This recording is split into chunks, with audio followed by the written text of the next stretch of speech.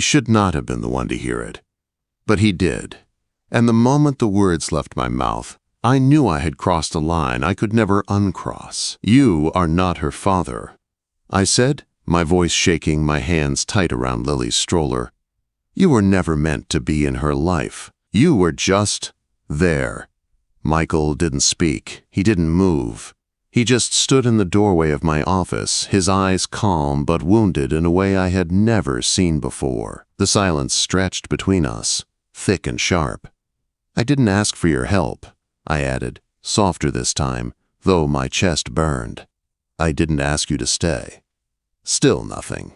I had spent months pretending the night at the hospital had been a mistake, a moment of weakness, something that happened and then ended. But he never treated it that way. He stayed, he showed up, he listened. And now, standing there with the weight of everything unsaid pressing down on me, I realized something that scared me more than anything else. I didn't know how to stop needing him. Lily stirred in her stroller, her tiny fingers curling around the edge of the blanket, her soft breathing the only sound in the room. Michael finally stepped forward, slow, careful, like he was walking through glass. "I know," he said quietly. "I know I'm not her father." His voice wasn't angry. It wasn't defensive. It was steady, and that hurt more. "But I was there," he continued, "the night you thought you had no one." My throat tightened. The memory hit me all at once, sharp and vivid. The rain, the pain, the message I never meant to send. I turned away from him, afraid that if I looked too long he would see everything I'd been trying so hard to hide. "You shouldn't have come," I whispered. "I couldn't ignore it," he said. "You told me you were alone." I swallowed hard, my hands shook. I admitted. And just like that, the wall I had built around myself started to crack. 6 months earlier, I was sitting in my car with the engine running, rain slamming against the windshield so hard it felt like the world was breaking apart with me. My stomach tightened again, sharp and deep, and I sucked in a breath through clenched teeth. Another contraction, stronger than the last. My hands were shaking when I typed the message. "I cannot do this anymore. The baby is coming, and I am all alone." I meant to send it to Michael. Not him, the other Michael. The one who promised he would be there. The one who disappeared the moment life got real. I hit send without looking. I didn't even notice the mistake. I tossed the phone onto the passenger seat and pulled into traffic, focused only on getting to the hospital before my body gave out. I was 28 years old, 9 months pregnant, and completely alone. The streets blurred past me. Every red light felt like torture. Every bump in the road made me cry out. By the time I reached the hospital parking lot, my hands were numb and my vision was swimming. I barely managed to park before another contraction folded me over the steering wheel. I grabbed my bag and stumbled toward the emergency entrance, soaked, shaking, and terrified. Inside, everything moved fast. A wheelchair, bright lights, nurses asking questions while pain ripped through me again and again. "Is this your first baby?" Quote. I nodded. "Emergency contact?" "There's no one," I said, and saying it out loud hurt worse than the contractions. They took me to a room and told me I was already far along. Too far. There was no time for fear, no time for second thoughts, just pain. Breathing. Tears. Fear. Hours passed in pieces. I remember thinking I might break open from the inside. I remember begging for it to stop and begging for it to end at the same time. And then I heard her cry. A small, fierce sound that cut through everything. They placed her on my chest, warm and real and perfect. I sobbed harder than I ever had in my life. "Hi," I whispered. "I'm your mom. I'm here." I named her Lily. I had picked the name months ago, back when I still believed I wouldn't be alone. After they cleaned her and settled us into a quiet room, the silence hit me. No partner. No hand to hold, just me and this tiny life depending on me for everything. That was when I finally looked at my phone. One unread message. "Is everything all right? Do you need help? My heart dropped into my stomach. I stared at the name above the message until my vision blurred again. Michael Blackwood. My boss. The CEO of the publishing company where I worked as a junior editor. The man who barely knew my name. The man who made entire conference rooms go silent when he walked in. I had sent that message to him. I felt sick, mortified, ashamed. I locked the screen and turned my face toward the wall, hoping the earth would swallow me whole. A little while later, there was a knock at the door. "Come in," I said, expecting a nurse. I nearly dropped Lily when I saw him. Michael Blackwood stood in the doorway, rain still clinging to his shoulders. He looked nothing like he did at work. No sharp suit, no cold distance, just concern in his eyes. "Mr. Blackwood," I whispered. "I think you texted me by mistake," he said gently. "I wanted to make sure you were okay." My face burned. "I am so sorry. I didn't mean to involve you. I was in labor and panicking and—" "It's all right," he said quickly. "Are you okay now?" I nodded. "She's here." He glanced at the bassinet beside me. His expression changed when he saw Lily, softened in a way I had never seen before. "She's beautiful," he said quietly. A nurse walked in behind him and smiled. "Good, you're here," she said. "We just need a few things from the father for the paperwork." I opened my mouth to correct her, but nothing came out. Michael looked at me, just for a second. A silent question. I didn't understand why, but I nodded. He didn't correct her. The nurse laughed, and the room felt different. Heavy, intimate, dangerous. "I can leave," he said. "I just wanted to make sure you weren't alone." "Thank you for coming," I whispered. He hesitated at the door. "If you need anything tonight, anything at all, call me." Then he was gone. I lay back against the pillows, staring at the ceiling. Lily's soft breathing filled the room. My heart was racing. Not from fear this time, from something else I didn't have a name for yet.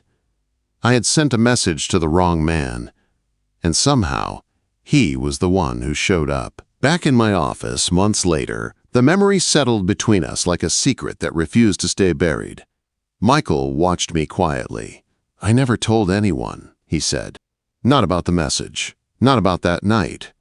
I looked at him, my chest tight. "Why?" "Because it wasn't mine to tell," he said. His words hit me harder than they should have. The guilt, the gratitude, the fear, all tangled together. "I don't know how to do this," I admitted, my voice breaking. "I don't know how to let someone stay without feeling like they'll leave." He stepped closer, but not too close, careful, respectful. "You don't have to decide anything today," he said softly. "I'm not here to replace anyone. I'm here because I care." Lily stirred again, letting out a soft sound. He looked down at her, his expression warm, steady, like he had already chosen us. And that terrified me, because I didn't know if I was strong enough to choose him back. I met his eyes, my heart racing, my walls trembling.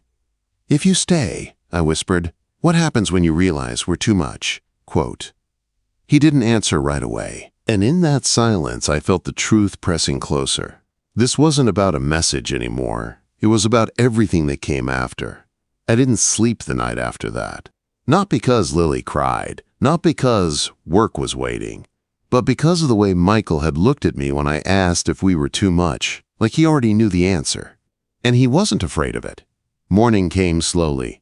The apartment was quiet, except for the soft sound of Lily breathing in her crib. I stood by the window with a cup of coffee I never drank, watching the city wake up. My phone buzzed on the counter. A message from him. "Take the day off. We'll move your meetings." No questions asked. No pressure. No demand. Just care. I stared at the words for a long time before typing back.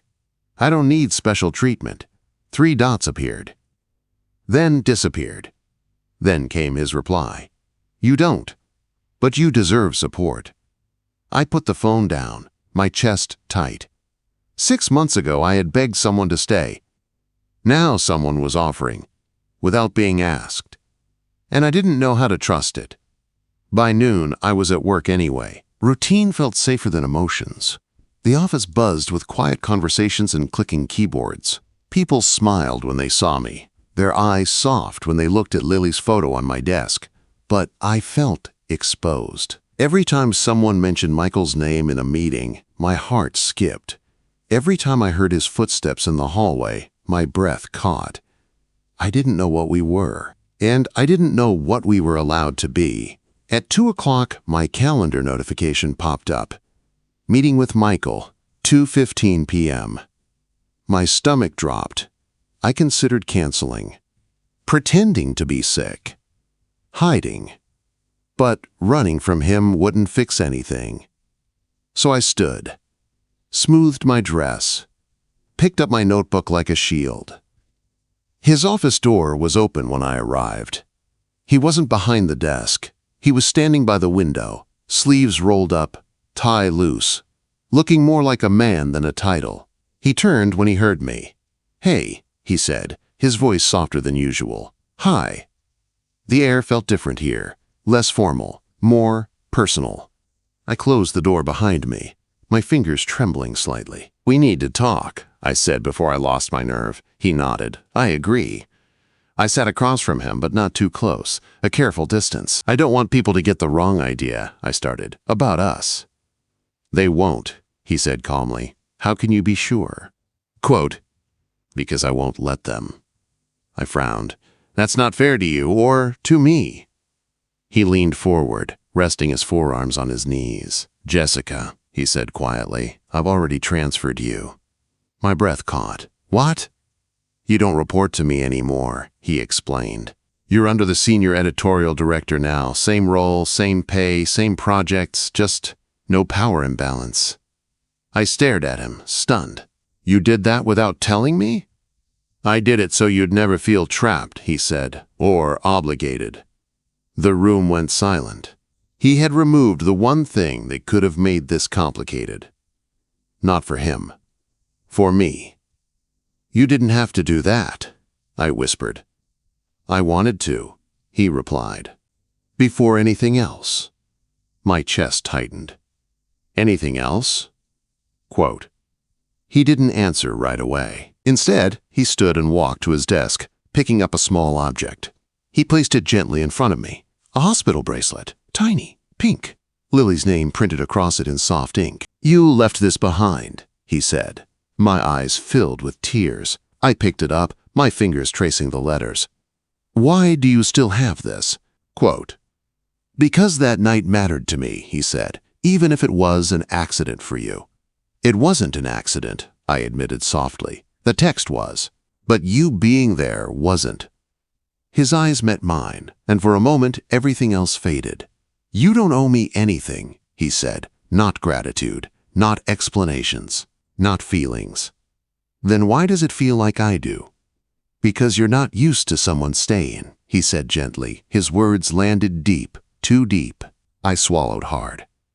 "I don't want to hurt you," I whispered. "You won't." "How do you know?" "Because you care enough to worry about it." Silence filled the space between us again, not heavy this time. Just real. "I'm scared," I admitted, "of needing you, of Lily needing you, and then losing you." Quote. He nodded slowly. "That's fair." "Is it?" Quote. "Yes," he said, "because I'm scared too." I blinked, surprised. "You?" He smiled faintly. "Losing people changes you. It makes you careful with your heart." The mention of his past hung in the air, unspoken, but understood. "I'm not asking for anything," he continued. "Not a relationship, not a promise, just a chance to be in your life, in Lily's life. Honestly." Slowly. My heart pounded. "You make it sound easy." "It's not," he said. "It's just worth it." The truth in his voice made my chest ache. "You don't even know if Lily will." "She already does," he said quietly. I looked down, remembering the way she smiled when he held her, the way she calmed at the sound of his voice. "She deserves someone who won't leave," he added. "So do you." The words slipped out before I could stop them. His expression softened. "Maybe," he said, "but this isn't about me." I stood, my emotions too close to the surface. "I need time," I whispered. "You have it," he said immediately. "As much as you need." Quote. I nodded, turning toward the door. My hand rested on the handle, but I didn't open it. Not yet. "Why did you really come that night?" I asked, my back still to him. He was quiet for a long moment. "Because when you said you were alone," he said finally, "I believed you." My throat tightened, and I know what that feels like. I closed my eyes, letting the words settle. "I don't want to be alone anymore," I admitted. "You're not," he said softly. I opened the door then, stepping back into the hallway. But something inside me had shifted. Something fragile. Something hopeful. That evening, I picked Lily up from daycare, holding her a little longer than usual. Her tiny hands grabbed at my hair, her giggle soft and warm against my neck. I realized something then. Michael wasn't trying to replace anyone. He wasn't trying to save me. He was just there. And sometimes, that was the bravest thing someone could be. But as I buckled Lily into her car seat, my phone buzzed again. A message from an unknown number. "We need to talk about our daughter." My blood ran cold. The past wasn't done with me yet. And I had no idea how much it was about to test everything I was starting to believe in. I stared at the message for a long time before I moved. "We need to talk about our daughter." The words felt heavy in my hands. Cold. Like they didn't belong to my life anymore. Lily kicked softly in her car seat, humming to herself, unaware that the world outside her window was shifting again. I typed one word back. "When?" The reply came almost instantly. "Tomorrow, 10 a.m. The cafe by the river." My chest tightened. He always knew I loved that place. I hated that he still remembered. That night, I barely slept. Lily woke twice, and each time I held her longer than usual, pressing my face into her soft hair, breathing her in like I could anchor myself there. Michael texted in the morning. "How are you?" Simple. Gentle. I stared at the screen, my fingers hovering. "He wants to meet." I didn't say who. I didn't have to. His reply came a moment later. "Do you want me there?" My heart twisted. I imagined him sitting across from my ex. Calm. Protective. Steady. But this was something I needed to face. "No, I need to do this." 3 dots appeared. Then his message. "I'll be nearby, just in case." I closed my eyes. Of course he would. The cafe was quiet when I arrived. Sunlight streamed through the windows, warm and golden, but it didn't reach me. He was already there. Michael. The other Michael. Lily's father. He looked different. Thinner. Tired. Like life had been heavier on him than he expected. He stood when he saw me, his smile unsure. "You look good," he said. I didn't return the compliment. I sat down, my hands folded tightly in my lap. "You wanted to talk?" He nodded. "I made a mistake," he started. My chest tightened. "I panicked," he continued. "It was too much. The baby, the responsibility. I didn't think I could be what you needed." "You didn't even try," I said quietly. He looked down. "I know, and I hate myself for that." Silence filled the space between us. Not comfortable, not familiar, just empty. "I want to be there now," he said. "For her, for you." The words sounded rehearsed, like something he practiced in front of a mirror. "Why now?" I asked. He hesitated. "I heard from someone at your office," he admitted. "They said your boss has been around a lot." My stomach dropped. Of course. Rumors traveled faster than truth. "And that made you want to be a father?" I asked, my voice sharper than I meant. He flinched. "I don't want someone else raising my daughter." My heart cracked a little at that, not because of love, because of what he wasn't saying. He didn't say he missed us. He didn't say he regretted leaving. He said he didn't want someone else stepping in. "Lily isn't a competition," I said, my voice steady. "She's a person." "I know," he said quickly. I want a chance." I studied his face, trying to find the boy I once loved. He was gone. Replaced by someone who showed up when it was convenient. "I won't keep her from you," I said finally. "But this happens my way." He frowned. "What does that mean?" "Legal, structured, slow." His smile faded. "That sounds like you don't trust me." I don't, I said simply. The truth hung between us. Heavy, real. And you don't get to decide that alone, he added, his tone hardening. My chest tightened. Yes, I said quietly. I do. We sat there, the past and present colliding in ways I never expected. I've changed, he said. I have a stable job now, a place. I'm ready. Lily isn't a test you get to retake, I replied. His jaw tightened. You don't get to erase me, he said. I'm not trying to, I answered. You erased yourself. The words landed harder than I expected. His eyes softened, just for a moment. I was scared, he whispered. I was terrified, I said, and I still stayed. Silence. Then he looked at me differently, not as the girl he left, as the woman who survived without him. What about him? He asked, suddenly. My stomach twisted. What about him? I repeated. Your boss, he said. Is he going to raise my daughter? He's not replacing anyone, I said firmly. But he's there, he pushed. Isn't he? I didn't answer, because the truth was complicated, and I didn't owe him that part of my life. Look, he said, softer now, I know I messed up, but I'm here now. That has to count for something. I took a deep breath. It counts for a conversation, I said. Not trust. His shoulders slumped. Will you at least let me meet her? My heart ached. Not for him, for Lily. She deserves to know you, I said slowly. But she also deserves consistency and safety. I can give her that, he said quickly. Then prove it, I replied. He nodded, relief flickering in his eyes. Thank you. I stood, my legs unsteady. This isn't a second chance, I said. It's a responsibility. He nodded again.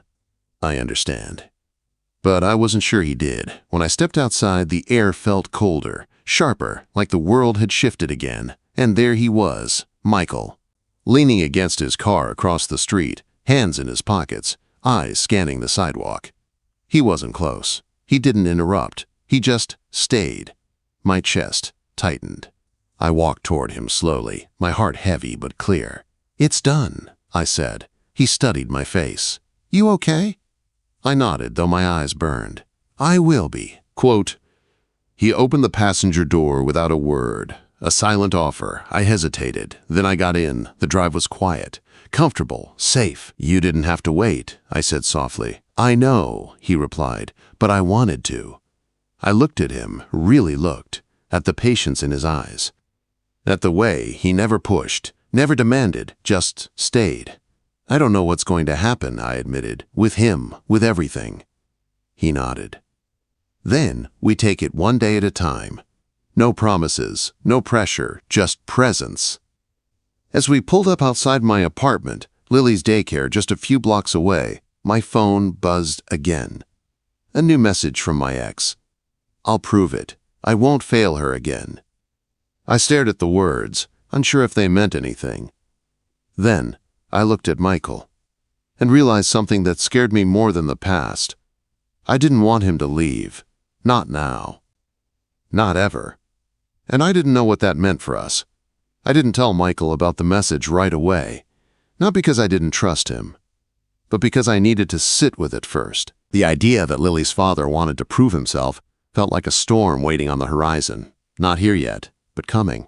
Life moved on in small, steady ways. Work, daycare, late-night feedings, quiet dinners where Michael showed up with groceries he pretended he just had extra of. He never stayed too long, never crossed a line. Just stayed close. One evening, I watched him from the kitchen while he sat on the floor, letting Lily grab at his fingers, her laughter soft and bright. He looked at her like she was something fragile and sacred, like she mattered. And I realized something then. He never tried to be her father. He just cared about her. That made it harder. Because what he offered wasn't loud or dramatic. It was quiet, steady, safe. A week later, my ex texted again. I'm ready to meet her. I stared at the message, my chest tight. I knew this moment would come. I just didn't know how much it would hurt. That night, after Lily fell asleep, I sat on the couch, my phone in my hand. My thoughts tangled. Michael was across the room, flipping through a book he wasn't really reading. "I think it's time," I said finally. He looked up, his eyes gentle. "For him to meet her?" He nodded once. "Okay. You don't have to be there," I added quickly. "I know," he said, "but I will be. If you want." I hesitated. "I don't know what I want." "That's okay," he replied softly. "You don't have to decide tonight." I leaned back, staring at the ceiling. "I'm scared," I admitted.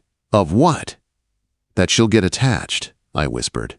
"And then he'll leave again." Michael didn't answer right away. Instead, he stood and walked over, sitting beside me, not too close.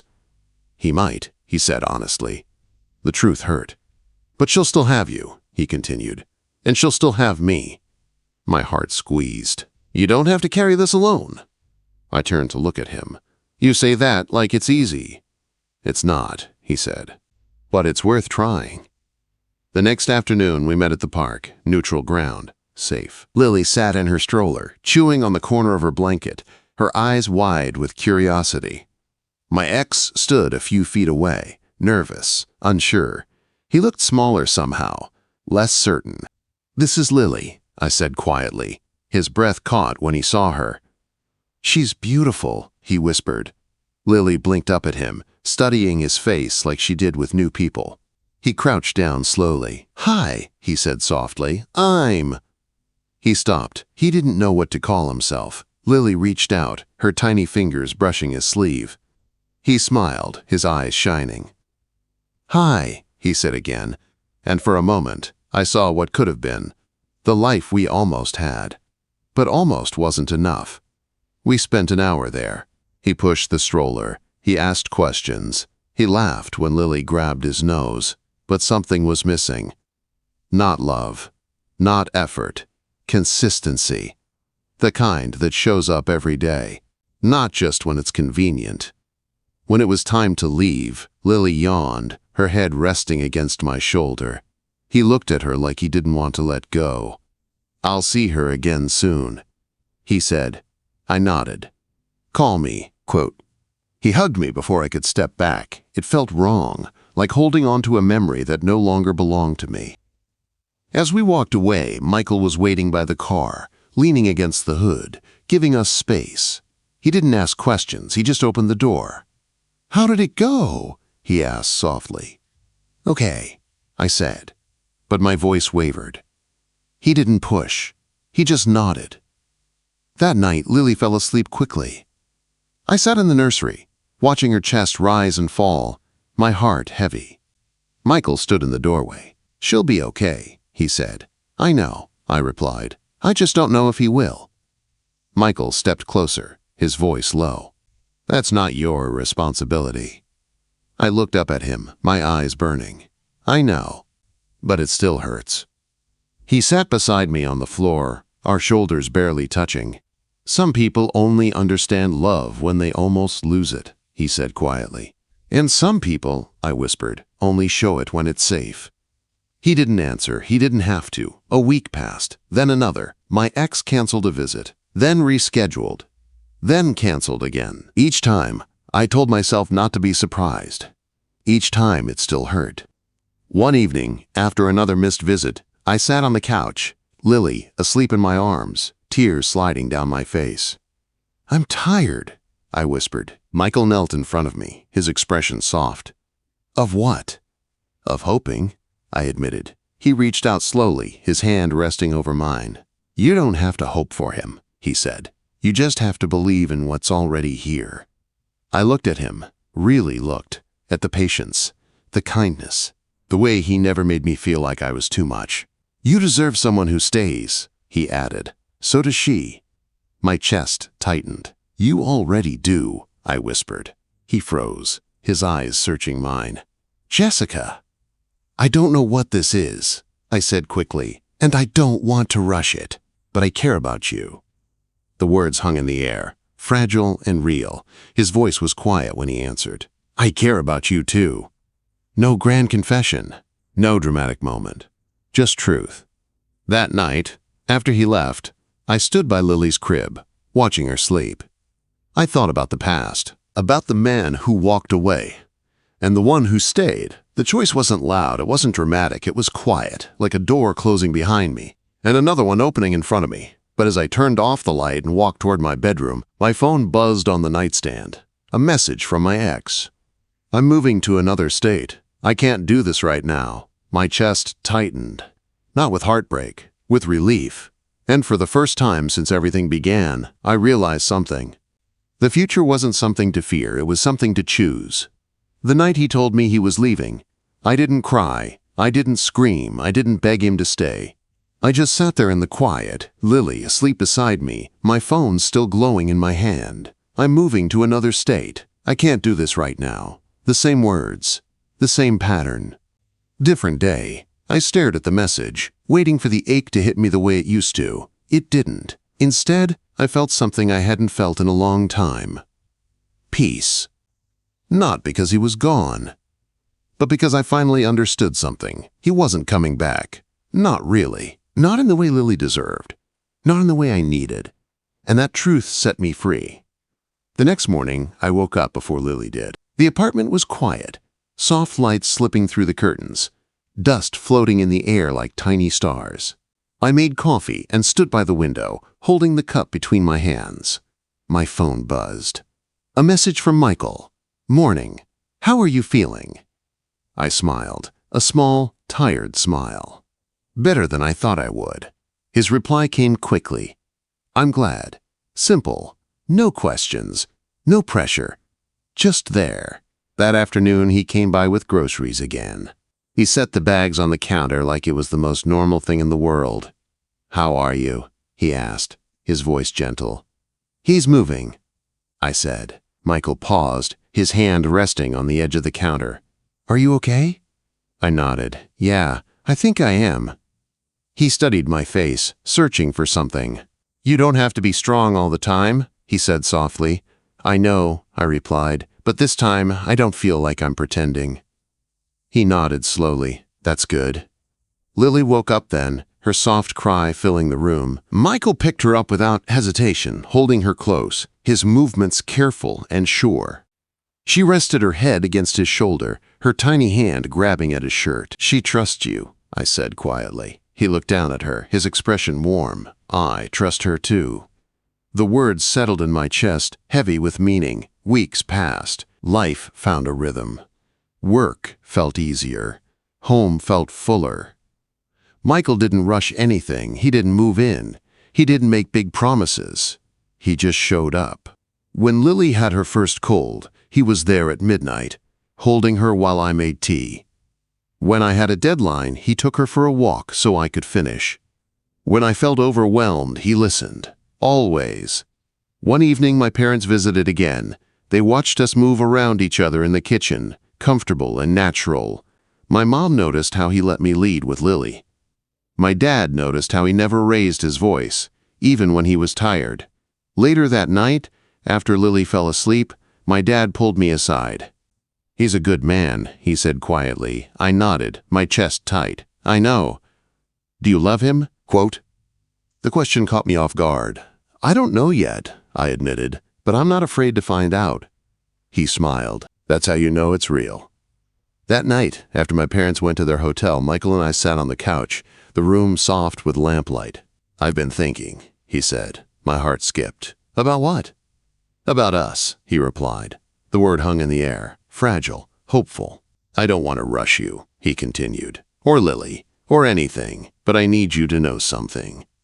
I swallowed hard. "What?" "I'm not here because I feel responsible," he said. "I'm here because I choose you, both of you."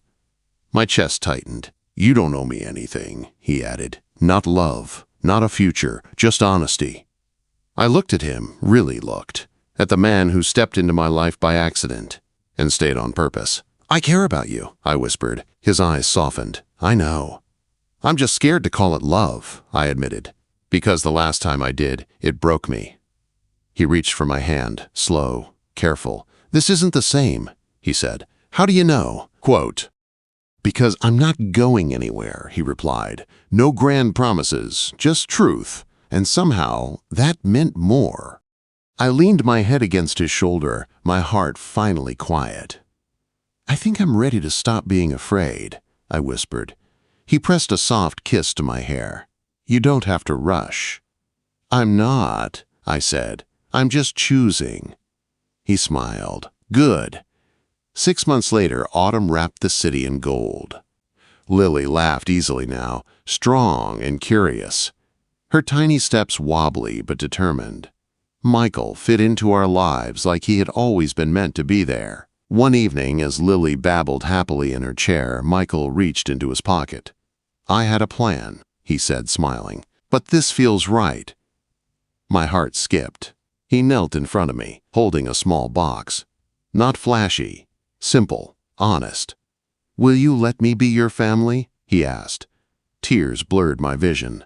"Yes," I whispered, not because I needed saving. Because I wanted him there. The days after I said yes didn't explode into something dramatic. They settled. They softened. Life continued. But it felt steadier. Michael didn't move in right away. He didn't rush plans. He showed up the same way he always had. Quiet. Consistent. When Lily cried at 2 in the morning, he was there warming a bottle. When I felt overwhelmed, he listened. Lily adored him. She reached for him with both arms, trusting him without hesitation. Watching that bond grow filled me with something deeper than love. Gratitude for the life we built. For the man who stayed. For the family we chose. But one night, as I stood in Lily's nursery watching her sleep, Michael stepped beside me. "I've been thinking about something," he said softly. My chest tightened. "What is it?" Quote. He looked down at Lily, his eyes shining. "I want to adopt her," he said. "Not to replace anyone, not to erase anything, but to choose her, officially, forever." Tears filled my eyes before I could stop them. "Are you sure?" I whispered. I've never been more sure of anything in my life. And in that moment, I realized something. Family wasn't about who stayed by chance, it was about who stayed by choice. The morning of the court hearing, I almost turned the car around. Not because I doubted him, but because I didn't trust happiness that felt this steady. Lily sat in the back seat, babbling to her stuffed bear, her tiny shoes tapping against the car seat like she had no idea the world was about to change. Michael drove, calm, focused, one hand resting on the wheel, the other resting lightly on the small velvet box in the cup holder. Not a ring, just the hospital bracelet, the one he never let go of. "You okay?" he asked, his voice soft but steady.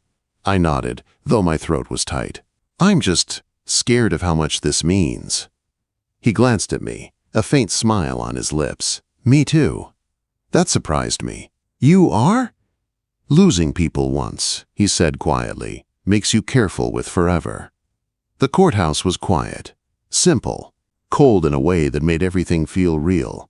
Forms, signatures, questions that pulled pieces of our past into the present. Why did he want to adopt her? How long had he been in her life? Did he understand the responsibility? His answers were calm, honest. He didn't talk about saving us. He talked about choosing us. Choosing her. Every day. When the judge looked down at Lily, who was chewing on the corner of her blanket like this was any other day, something shifted in the room. "Do you promise to love her?" the judge asked. "Not because you have to, but because you want to?" Michael didn't hesitate. "I already do." The gavel came down softly, and just like that, we were a family. I didn't realize I was crying until Michael pulled me into his arms, Lily between us, her small laugh filling the space like light. That night, after the house grew quiet, after Lily finally fell asleep in her crib, we sat on the couch, the world outside wrapped in soft winter silence. I leaned against him, listening to his heartbeat, steady and real. "Do you ever think about that night?" I asked. "The text?" he said with a soft smile.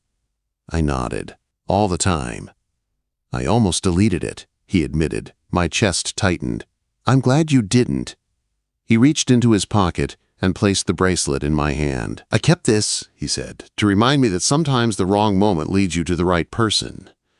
Tears blurred my vision. I looked at the bracelet, at the tiny name, at the life we built around it. "I used to think being alone meant I was strong," I whispered, "that needing someone meant I was weak." He shook his head gently. Needing someone just means you're human. Silence settled around us, warm, safe. I never planned any of this, I said. Neither did I. But I wouldn't change it, I added. Me neither. I looked at him then, really looked. At the man who showed up when I didn't ask. Who stayed when I pushed. Who loved Lily like she was never anything but his. I used to believe that love was loud, I said softly. Big, dramatic, like something you had to fight for. And now? He asked. I smiled. Now I know love can be quiet, steady, patient. He took my hand, his thumb brushing over my knuckles. Like someone who stays, he said. I nodded. Like someone who stays. Months passed. Lily took her first steps in the living room, wobbling toward Michael with her arms outstretched. He dropped to his knees, laughing, catching her before she fell.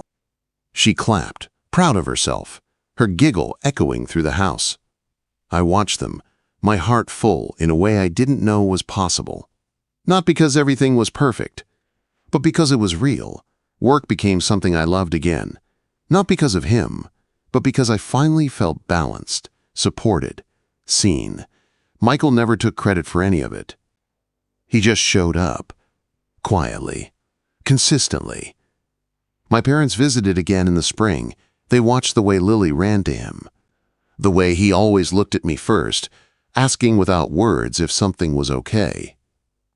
One night, after Lily fell asleep, my mom pulled me into the kitchen. You're happy, she said softly. I nodded, my chest tight. I am. And you're not afraid of losing it? Quote. I thought about that for a moment, about the past, about the night in the car, about the message that changed everything. No, I said finally. Because this time, it's not built on promises. It's built on staying. She smiled. That's the kind that lasts. Later that night, I stood in Lily's doorway, watching her sleep, the moonlight soft on her face. Michael stood beside me, his hand resting lightly on my back. I used to think that night was the worst moment of my life, I whispered. The night you texted me? I nodded. Now I think it was the moment everything began. He smiled softly. Some stories start with mistakes, he said. And end with choices, I replied. He pulled me closer, his voice quiet against my hair. Some promises, he said, don't have expiration dates. I closed my eyes, letting the truth of that settle deep in my heart. Because sometimes the wrong message reaches the right person, and sometimes the person who stays becomes the home you never knew you needed.